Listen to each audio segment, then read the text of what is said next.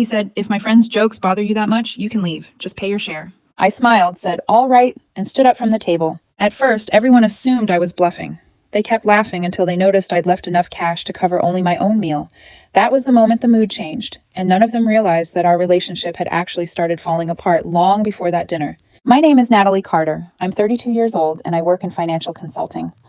Until recently, I genuinely believed my life was heading in the right direction. I had a career I enjoyed, financial stability, close friends, and a relationship that seemed to be moving toward a future together. Ethan Miller and I had been together for 14 months. We met at a friend's summer barbecue where he had everyone laughing over a story about accidentally crashing the wrong office Christmas party and staying because the food was better. He was funny, easy to be around, and never seemed like someone trying too hard to impress people. At least that's how I saw him then. 10 months later, we moved in together. It happened naturally. First a toothbrush, then a drawer of clothes, and eventually an apartment we shared when both of our leases ended. Life felt easy. We cooked dinner together, watched terrible reality shows, and spent Sunday mornings wandering through neighborhoods we couldn't afford yet, joking about the houses we'd buy someday. The only place I never felt comfortable was around Ethan's college friends. They called themselves the Brotherhood: Ryan, Mason, Tyler, Noah, and Caleb. They'd been close for years and met every other weekend. I joined them a handful of times, but no matter where we were, I always felt like an outsider. Ryan dominated every conversation. Mason laughed at everything he said. Tyler barely looked up from his phone. Noah treated every discussion like a competition. Caleb was the quiet one, though I eventually realized his silence came from staying out of Ryan's way. Whenever I mentioned how uncomfortable I felt, Ethan brushed it off. "They've known me forever," he said with a laugh. "They're just protective." "Protective of you from what?" He kissed my forehead. "From women trying to steal me away." I laughed too. Looking back, I should have paid more attention to how much time with them was changing him. After nights out with Ryan, he'd question my career. After weekends with Mason, he'd suddenly criticize my clothes. When Tyler bought a luxury SUV, my fully paid-off Honda somehow became the retirement mobile. Whenever I asked where those comments were coming from, Ethan shrugged and told me I was taking things too seriously. The following Friday, Ethan told me the Brotherhood was having dinner at Marcello's. "Ryan said you should come." I looked up from my laptop. "Ryan invited me?" A flicker of hesitation crossed his face. "Not exactly. I asked if you could join us." That should have been enough to make me decline. Instead, I convinced myself one more dinner might finally change things. We arrived a little after 7. Ryan, Mason, Tyler, and Noah were already at the table while Caleb was running late. Ryan glanced up, gave me a polite smile that never reached his eyes, and said, "Oh, Natalie came." Nothing else. "No, good to see you." No invitation to sit. Just a quick acknowledgement before everyone returned to their conversation, leaving me with the familiar feeling that I was only there because Ethan had insisted. "How nice," Ryan added with a thin smile. Whether Ethan genuinely missed the sarcasm or simply chose to ignore it, I couldn't tell. He slipped effortlessly into a conversation with Mason about a management position at work, while I tried making small talk with Tyler about the upcoming football season. "Maybe," he muttered, never taking his eyes off his phone. That was the entire exchange. About 20 minutes later, Caleb arrived. He shook hands with the others, acknowledged me with a brief nod, and took the last empty seat. The appetizers soon appeared: bruschetta, calamari, and an expensive burrata that Ryan ordered for the table before asking if anyone wanted it. 2 bottles of red wine followed. I passed on both and asked for sparkling water instead. By the time our entrees arrived, Ethan was finishing his second glass of wine and laughing louder than he had all evening. Ryan rested an elbow on the table and turned toward me. "So, Natalie, Ethan says you're still at the same consulting firm." "I am." "No promotion yet?" His tone was casual, but the sudden silence around the table made it obvious everyone was waiting for my answer. "I got a raise last year," I replied. "I'm also leading 2 of our biggest client accounts." Ryan nodded slowly, exchanging an amused glance with Mason. "A raise, that's nice." Mason leaned back in his chair.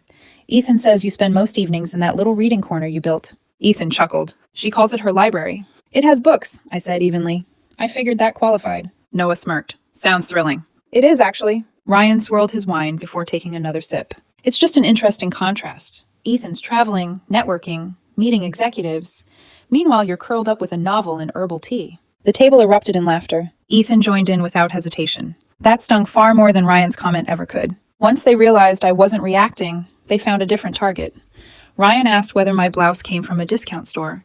I admitted it did, and Tyler joked that someone in finance should dress like they earned more. A few minutes later, they moved on to my car. "Still driving that gray Honda?" Mason asked. "It's paid off." Ryan raised his glass.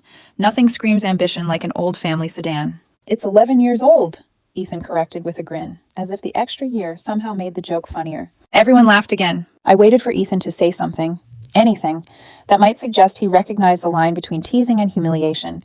Instead, he calmly reached for more wine. Ryan smiled at him. Honestly, I don't know how you do it. Do what? I asked. He gestured vaguely in my direction. Adjust your lifestyle. Ethan shifted in his seat, looking mildly uncomfortable for a split second before saying, She has plenty of good qualities. The words landed harder than Ryan's insult. He wasn't defending me. He was speaking about me as though I were a compromise he'd learned to live with. I excused myself and walked to the restroom. Standing in front of the mirror, I tried convincing myself I was reading too much into the evening.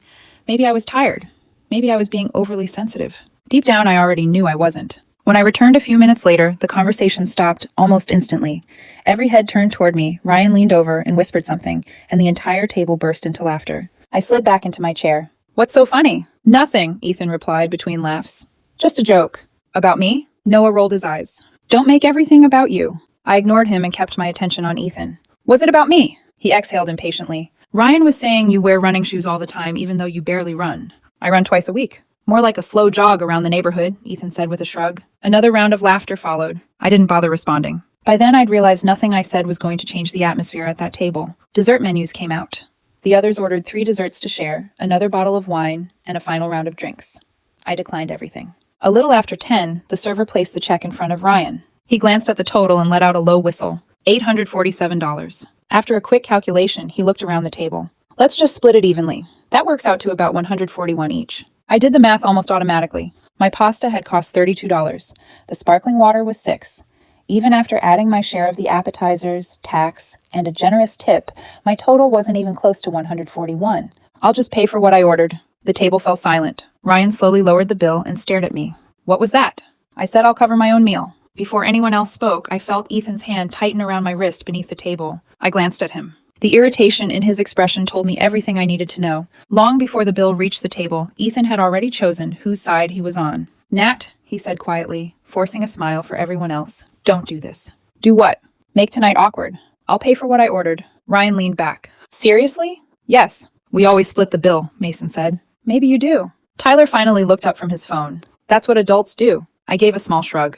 Adults pay for what they order. Ryan smirked. So you're making a scene over $90? It isn't about $90. It literally is. I shook my head.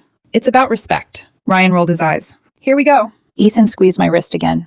Please. He wasn't trying to defend me. He just wanted the conversation to end before his friends got uncomfortable. I gently pulled my hand away. I didn't order your wine. You shared the appetizers, Ryan said. I've already included those. You still sat at the table. I couldn't help asking. So now there's an admission fee? A nearby couple glanced over. Ryan immediately lowered his voice. You're embarrassing Ethan. I turned to Ethan one last time. He kept his eyes on his glass, pretending not to hear any of it. Finally, he spoke. Natalie, just split it. Why? It's easier. Easier for who? For everyone. Not for me. Ryan sighed. This is exactly what I warned you about. I looked at him. Warned him about what? That every little disagreement turns into an argument. I'd spent nearly 3 hours listening while they mocked my career, my clothes, my car, and even the way I spent my weekends. I stayed quiet because I kept believing Ethan would eventually step in. He never did. The moment I defended myself, I became the problem. Ethan leaned closer. If my friend's jokes bother you that much, you can leave. I waited. Just pay your share. That was all he had to say. Not to them. To me. I looked at him and realized I couldn't recognize the man I'd fallen in love with anymore. All right. Ryan leaned back satisfied.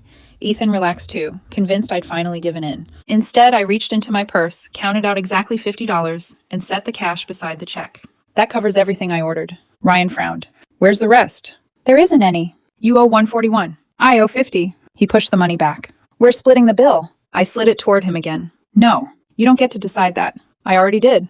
The table fell completely silent. For the first time all evening, no one had anything to say. Ethan stared at me. You're really leaving? I picked up my purse. I'm leaving because of everything that happened before the check. Without waiting for another response, I stood and walked toward the exit. The hostess smiled politely as I passed, unaware that an ordinary Friday dinner had just ended a 14-month relationship. Outside, the cool July air hit my face.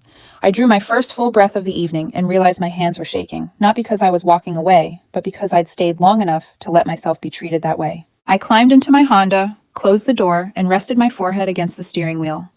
For nearly 5 minutes, I couldn't bring myself to start the engine. Eventually, I started the car and drove home, the same question replaying in my mind the entire way. When had he stopped acting like my partner? By the time I pulled into our apartment complex, I already knew I wasn't staying there that night. I packed only what I needed for the next couple of weeks, Clothes, my laptop, important documents, a few personal things, and the framed photo of my parents.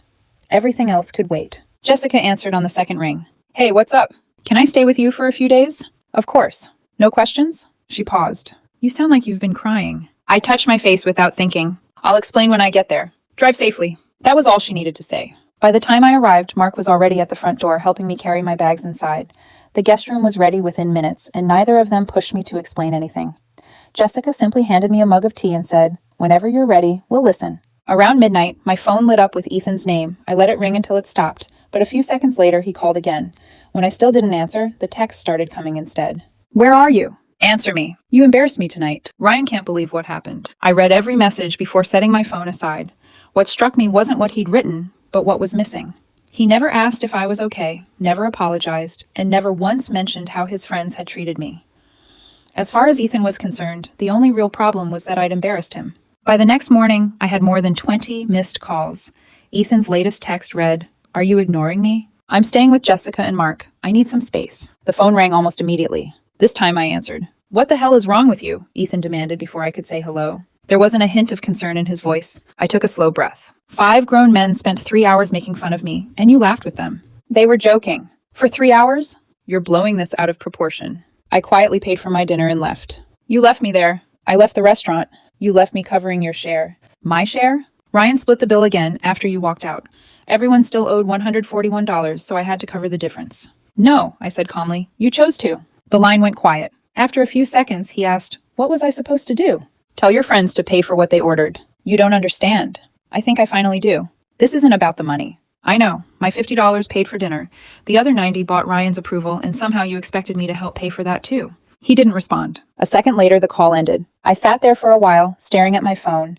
It was strange how one conversation could make 14 months suddenly look so different. A soft knock interrupted my thoughts. Jessica stepped inside holding a mug. Coffee? Please. She sat across from me while I told her everything, from the dinner to Ethan's phone call. By the time I finished, Mark had quietly joined us. So they mocked you all night? Ethan laughed with them, and then expected you to help pay for it? That's about right. And somehow you're the one who owes an apology? I gave a tired smile. Apparently. Mark shook his head, but Jessica gently cut him off. She doesn't need anyone else telling her how wrong it was. The rest of the weekend passed in much the same way. Ethan kept texting, but the message never really changed. First he talked about compromise, then accused me of running away, and finally insisted we should talk like adults. None of his messages asked how I was or acknowledged what had happened. Every one of them focused on fixing the fallout instead of facing the reason it happened. By Monday, I buried myself in work. Numbers were easier to deal with than people. Around lunchtime, my phone buzzed with a message from an unfamiliar number. Hi, Natalie. It's Caleb. I frowned. Of everyone in Ethan's circle, Caleb was the last person I expected to hear from. Another message followed. Could we grab a coffee? I'd like to explain what happened Friday. I almost ignored it. Part of me wanted nothing to do with Ethan's friends anymore, but another part knew Caleb might answer questions Ethan never would. After thinking it over, I replied, When? Tomorrow after work? Starbucks on 5th? Okay. By Tuesday afternoon, I was more nervous than I wanted to admit. Caleb was already waiting when I arrived. We ordered coffee, found a quiet table in the corner, and sat in silence until he finally spoke. I'm sorry. For Friday? He nodded. I wasn't the one making the jokes, but I sat there and let them happen. That makes me just as responsible. So why didn't you say anything? He stared into his cup before answering. Because Ryan always needs someone to be the target. The second you push back, he turns on you instead. As soon as he said it, every dinner I'd ever shared with them replayed in my head. Ryan always found someone to mock. A waiter, another customer, even one of his own friends. More often than not, that person was me. I'd spent months convincing myself it was just his personality. It wasn't confidence, it was how he kept everyone else in line. Did Ethan know that? I asked. He used to. What changed? Caleb gave a tired smile. I think he realized it was easier to stay on Ryan's good side than become Ryan's next target. Suddenly, everything I'd been trying to understand made sense. Seeing the look on my face, Caleb continued. He wasn't always like he was Friday. The first few times you came around, he actually defended you. I frowned. He did? The first couple of times. So what happened? Ryan started calling him whipped. Caleb looked uncomfortable repeating it. It was always little comments. Natalie wears the pants. Need permission to stay out tonight? Things like that. And Ethan? At first he'd push back. Caleb paused before quietly adding. Eventually, he started laughing with everyone else. I sat quietly, letting everything Caleb had said sink in. It wasn't shocking anymore. It explained all the small changes I'd been trying to ignore for months. The comments about my clothes, my car, my reading habits, even the way Ethan sometimes came home sounding like a different person. None of it had happened overnight. Little by little, he'd started repeating Ryan until I could no longer tell which opinions were actually his. I still don't understand why you wanted to meet me, I said. Caleb shifted in his seat. Because Ethan's lying. My stomach tightened. About what? He told everyone you lost your temper over the bill. According to him, you yelled at Ryan, made a scene, and stormed out because you didn't want to pay. I stared at him. That's not what happened. I know. I paid for my meal and walked out.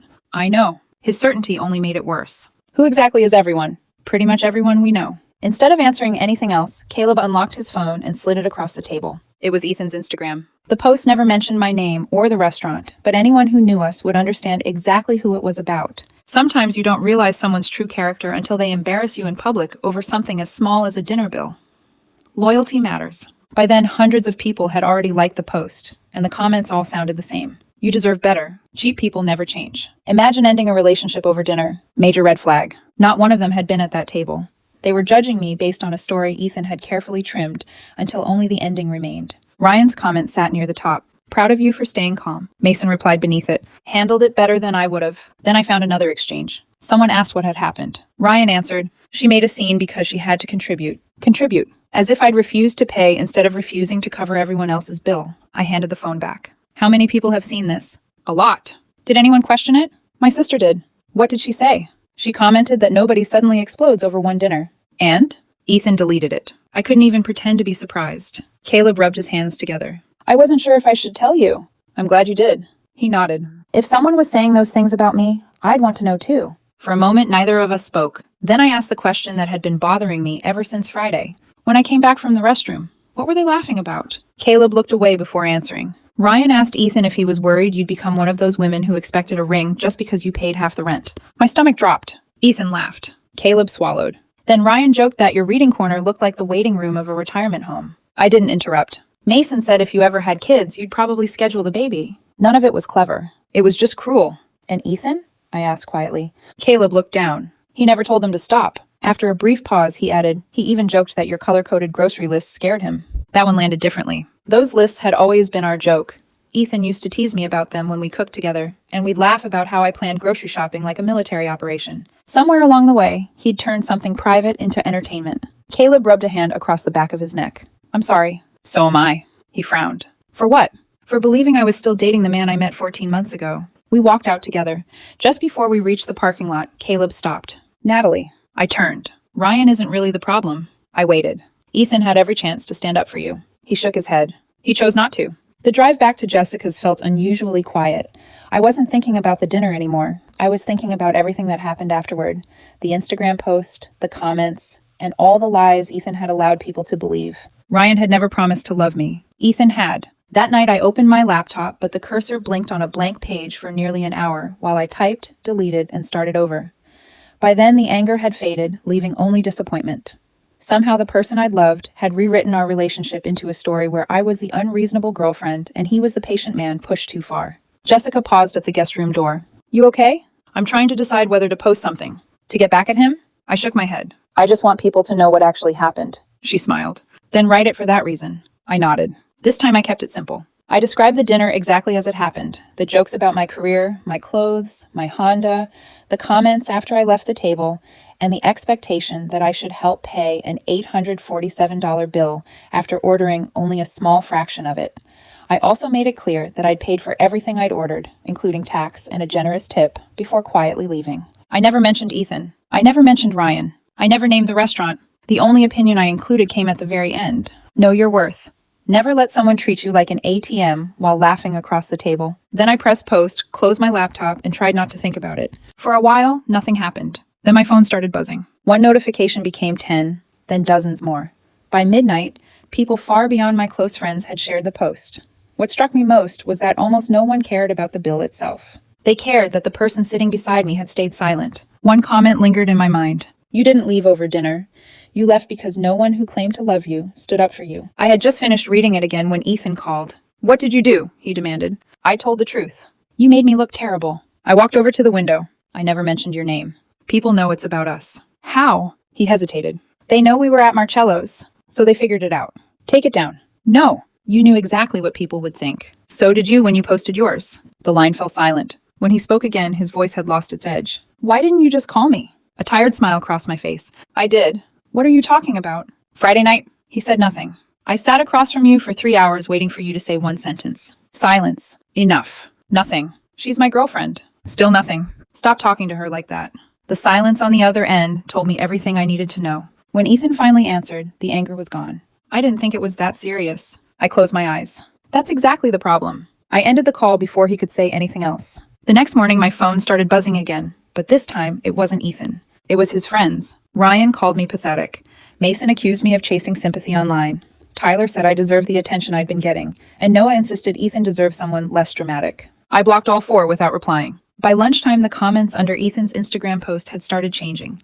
People had found my post, and for the first time, they were asking questions. Did she actually refuse to pay or refuse to pay for everyone else? What happened before the bill arrived? The comments never stayed up for long. Every one of them disappeared within minutes. Just like Caleb predicted, Ethan was deleting anything that challenged his version of the story. Wednesday morning, I went back to the apartment to collect the rest of my things. Jessica offered to come with me. I'll wait outside if you need me. I'll be okay. The apartment looked exactly the same, but it didn't feel the same. Ethan's jacket still hung in the hallway. His running shoes were still by the door, and my reading chair was still sitting beside the window. For a moment, I remembered the afternoon he'd surprised me with it after we'd moved in. I know you'll spend half your life reading here, he'd said. At the time, it felt thoughtful. Now it just felt distant. I packed the last of my books, work files, family photos, and a few personal things before unplugging my monitor. As I reached for the cable, Ethan's tablet lit up on the desk beside me. I wasn't trying to read it, but the notifications appeared before the screen locked. Ryan. Bro, don't cave. She wants attention. Mason. She'll calm down once everyone stops feeding it. Ryan. Whatever you do, don't apologize. The second you do, she'll think she won. A moment later, another notification appeared from their group chat. Ryan had uploaded a photo of the Marcello's receipt. Watching her walk out was worth every dollar Ethan had to cover. Laughing emojis from Mason and Tyler followed immediately. I stared at the screen for a second before it went dark again. To Ryan, none of this had been a relationship falling apart. It had been entertainment. What hurt most wasn't Ryan's message. It was Ethan's silence. Not one reply telling Ryan to stop. Not one message defending me. I turned away from the desk, sealed the last box, and kept packing. The more I thought about it, the clearer everything became. Ryan had assumed Ethan would cover the difference without complaint. He'd expected me to stay quiet, smile through the humiliation, and become another story they could laugh about later. The only part none of them had anticipated was that I'd walk away. I had just finished taping the last box shut when I heard the front door unlock. My heart skipped. Ethan? Ethan stopped just inside the front door, his briefcase still in one hand. His eyes moved from the boxes stacked in the hallway to the half-empty bookshelves in the office. So, he said quietly, you're really leaving. I sealed the last box before answering. Yes. He set his keys on the counter and took a few hesitant steps toward me. I thought you just needed a few days. I did. And now? Now I know what those few days were for. He searched my face. You're ending 14 months together because of one dinner? I shook my head. No, Friday wasn't the reason. It was the moment I stopped making excuses. He frowned. I don't understand. Then think about everything that happened before Friday. I met his eyes. The jokes about my Honda, the comments about my clothes, my reading corner, the constant comparisons. None of that came from the man I started dating. I was joking. Were you? He didn't answer. You once told me my Honda made us look unsuccessful. I laughed because I thought you were teasing me. I paused. You weren't. He rubbed his forehead. Ryan gets into everyone's head. I've noticed. Then you know it isn't that simple. Then explain Friday.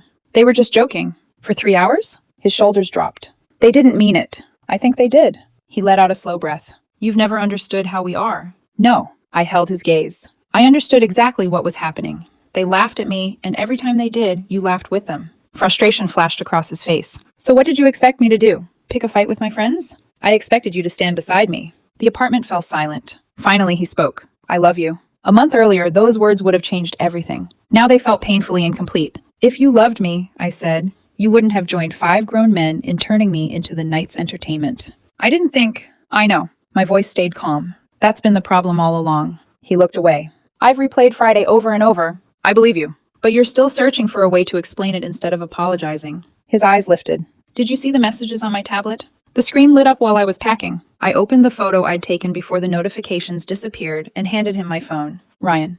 Bro, don't cave. She wants attention. Mason. She'll calm down once everyone stops feeding it. Ryan. Don't apologize. The second you do, she'll think she won. He stared at the screen without speaking. So that's where your texts came from, I said quietly. None of them sounded like you. His shoulders slumped. I should have ignored them. But you didn't. The silence between us lasted several seconds before I spoke again. I paid for my own dinner. He nodded. I never raised my voice. Another nod. So why did everyone end up believing I had a meltdown? He closed his eyes, unable to answer. I met Caleb. His head lifted. You talked to Caleb? He told me everything. I watched the color drain from his face. He said Ryan spent months calling you whipped whenever you defended me. Eventually it became easier to laugh with them than risk becoming the next joke. Ethan slowly sat down on the couch, elbows resting on his knees, without saying a word. I never wanted it to happen like this, but it did.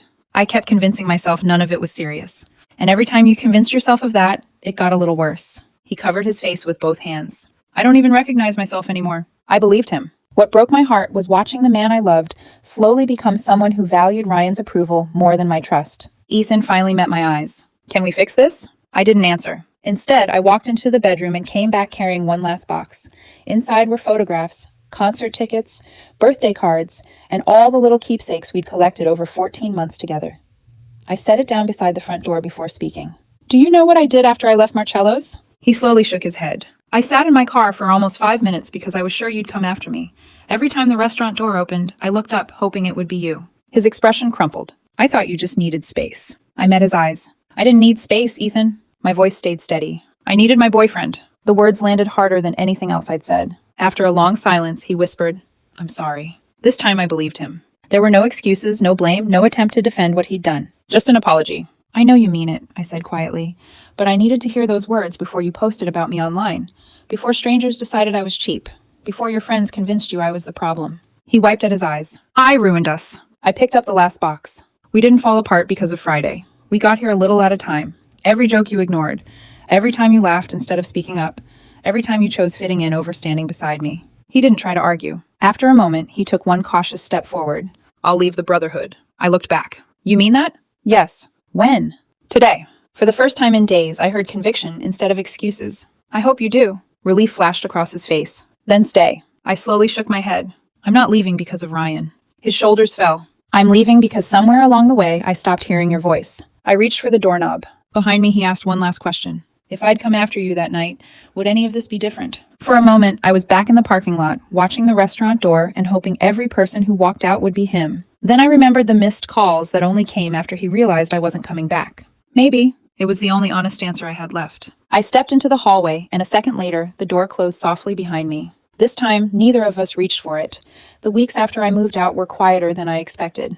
Life didn't suddenly become easier, but the constant tension was gone. For the first few mornings, I'd still wake up and instinctively reach for my phone before remembering there wouldn't be a good morning text from Ethan. No photo of the coffee he'd just made, no ridiculous meme, no message asking what I wanted for dinner that night. Looking back, I realized something I hadn't expected. What surprised me was that I didn't miss Ethan first. I missed the routine we'd built together. Jessica and Mark never made me feel like I was overstaying my welcome. Their quiet kindness gave me the space I needed to breathe again. One evening while we were washing dishes, Jessica smiled. You've changed. Have I? You don't second-guess everything you say anymore. Her words stayed with me because they were true. I'd spent months measuring every sentence, wondering whether Ethan would repeat it to Ryan or whether another harmless habit would become the next joke. I hadn't noticed how carefully I'd been shrinking myself. A couple of weeks later, my landlord called to say Ethan had signed the paperwork to take over the lease on his own. When the call ended, I didn't feel happy. I felt relieved. One less unfinished chapter. About a month after Marcello's, Caleb called again. The brotherhood's falling apart. What happened? Ryan finally turned on Mason. Apparently, Mason walked out after Ryan mocked his new business idea in front of everyone. Tyler sided with Mason. Noah blamed everyone else, and Ryan refused to admit he'd done anything wrong. I couldn't help smiling. He didn't change. Caleb laughed. They're only noticing now because it's happening to them. Before hanging up, he paused. I should have stood up for you that night. You've already apologized. I know, I just wanted to say it again. That meant more than he probably realized. Caleb never tried to make excuses or rewrite what happened. 6 weeks after moving out, I signed the lease on a small one-bedroom apartment across town. It wasn't the home Ethan and I once imagined, but it was mine. Jessica helped unpack while Mark assembled my bookshelves. When we carried my reading chair to the window, Jessica grinned. So, the famous chair survived. I laughed. It did. We filled the shelves exactly the way I wanted them, and for once, no one had an opinion about it. A week later, I matched with a middle school history teacher named Daniel. We met at a quiet neighborhood cafe, and the conversation came easily. When the check arrived, Daniel asked if I wanted to split it. I agreed. We each paid for our coffee, and neither of us treated it like a test. Driving home, I realized I hadn't compared Daniel to Ethan once all afternoon. A few days later, Ethan sent one final message. I've started therapy. Caleb was right. I cared too much about fitting in with people who only respected me when I acted like them. I don't expect you to forgive me, I just wanted you to know you were right. I lost myself somewhere along the way.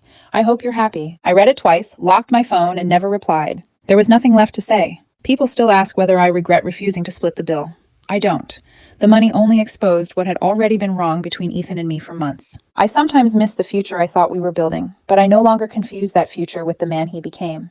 Walking out of Marcello's was the moment I finally stopped accepting less than I deserved, and I've never regretted it.